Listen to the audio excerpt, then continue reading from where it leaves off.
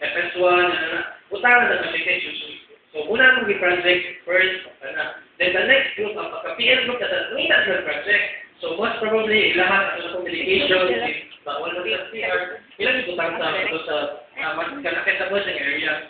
Pagka night shift na sa project, so dapat, prepare na tayo, kung na sila make sure na natin yung project para though wala tanan mga gamit or dili kay kulang sa mga resources sa MS Word, pero at least iba yung learn tuloy para contribute sa ating task.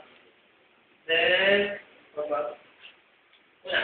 self-education kay siguro na usap sa mga pag-important nga na when it comes to mga self-education kami siguro kay because that 2 seminars na we have hand washing and stress management. So natin ang meron dito na actually dito nag-cater grabe, moral support. Moral.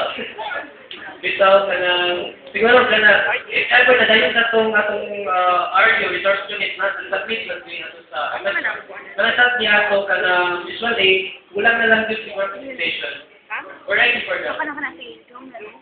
Then, kapag ang legal responsibility, highlight lang kung kaya pinaka-main. Ikaw mo lang yan po. Nurses practice namin dapat kinatanan. Emerging lang. Busan yung dapat follow sa nurses. Medication, persuasion. Walang yan po na mga protector of head. Govern na to like ability meds or mga dangerous drugs. Inagad na pasyente. Dapat tayo sila ng mother check. Then, abandonment. Kung sino sa tatlo. So, matter one, pakita mo. Kung permit na set up, ibang learn na mo na ayun dahil yung patintayin mo. Wala ka mo, dapat na mag-resource sa pasyente na nurse. Huwag ka itong mga doctor's order no, kayo sa rin mga doctors. Dapat ang pangit ang dahil agi. So, ang kanina lang naman ibang doctors na i-repeat kanilang order. Kanina, hindi siya order. So, parang i-repeat na lang. So, wala dun. Ethical moral. So, religion, number one ang dinun. Like, mga concerns ang mga pasyente. So, basta nagkikita lang sila mga order. Basta isa sa mga counseling ko sa natin ka ng miscommunication with regards to patient coded sa information kay kasama. Nakabukang tayo chart, Catholic. Kasi pagtanong mo sa patient, hindi Catholic eh, is wearing a so, pagkali ang sir, ang na confirm at kasama information according to that. Kaya ang tingkat sa diet, di ba, pagka problema niya, okay. Mali man nasuwat sa information, so dapat information sa nasa dili, make sure na ang data na nakuha, accurate. So, akala ni, wala masiguro na po, kung sa'yo mga pasyente na kailangan nga, at sila ng concern, or dapat nila yung follow up, or hindi sila gusto sa procedure, so, nagalita natin silang right na kung refuse, pero as long as we also do our part, na explain sila, kani, na kung sa'yo mga outcome is ako. Then, professional and personal development, ganit kamuha kay usa-usa na mo ni so tanan tamang group nagulong sa pasa.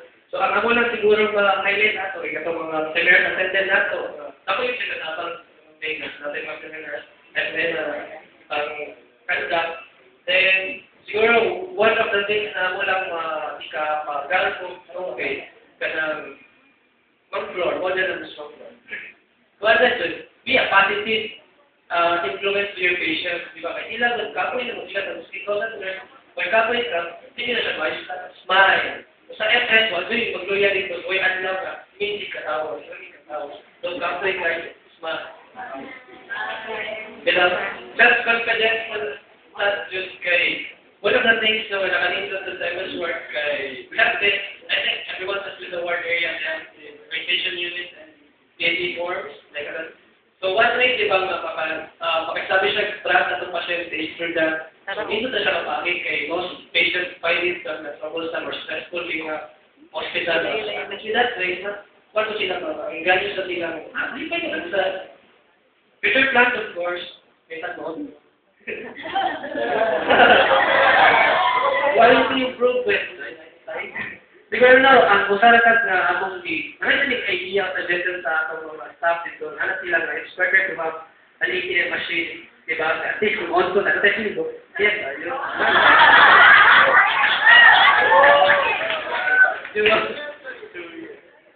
Ako na siguro na direct, ikuha naman ito, then research, of course, katong infection control, we have this study conducted during our Students' Day. Pathogenic bacteria found in blood pressure cuff. Okay, and we have this study conducted some research pathogenic bacteria found in blood pressure cuff na nakita na mo ng mga adikan, Oreos, ano bacteria ba? It's a good way. United man may United. Kasi ako mabibig ka, ito sa kapila na siya. Until para sa tuwing nag-ayos, di ba, wala yung mga pasyente sa itong immunocompromised and we're still using chemical.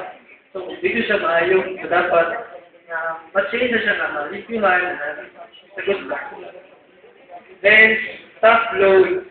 Sa nga issue kay usually, di ba, resulting sa burnout nga nakita ko as what Dr. Morgan of the University of Michigan saying so much patient loading is close to errors, di ba, sa mga nurses, pagkatag ka. And sa record version ng siguro ng mga buwan, nagyapon, computerized system, and siguro i-update lagi ng system kay technology, kayo mag-Q-waiting ka ng medication, doon kayo. Doktor ba? Start na, yata ang tambalik. Tapos ako na mo sa pharmacy, wala pa rin na-Q. Mag-Q naman, wait po ko mo na-abot. Hindi na yung system. And then, dapat i-update yung system. Where's it go? Sa communication and collaboration and teamwork, di ba?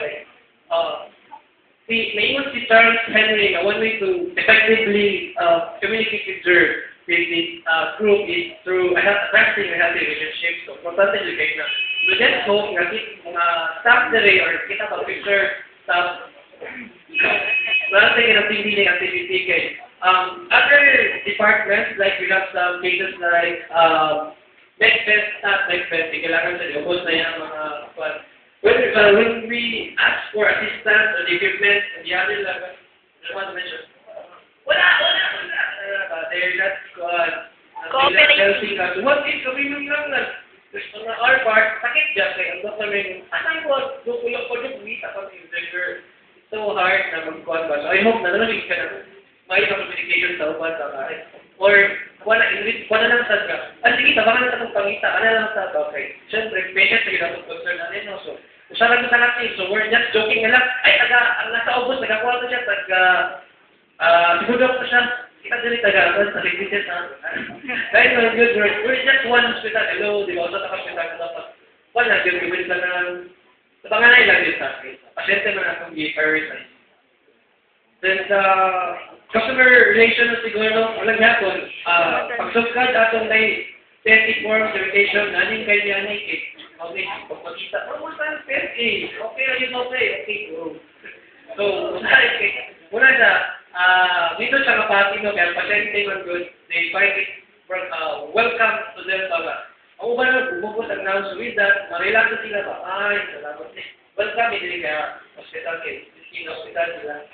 But siguro, so in the end, siguro what we have to learn again this word, we owe it a lot to the personal, of course, to the staff nurses, and siguro ang ingon ni Howard Gardner na maximize your full potential. I think na hemo na naman siya.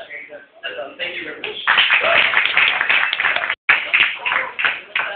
Okay, you would have noticed that through your exposure, you had experienced a lot of difficulties. You had experienced a lot of happy times. And this is what we call welcome to the real world. Okay? So, moving on, it's important that you understand the core competencies. Because it's through that you're able to really make use of your own talents and abilities and manage your resources. And most of all, that is why, above all, this one natin, KSA, karon A, F, K. Attitude is one. And good enough that our Filipinos, we can always laugh at our mistakes, we can laugh at our miseries, we can smile even. Can I smile because of what? Okay? So, a round of applause for MS1. Okay, thank you so much.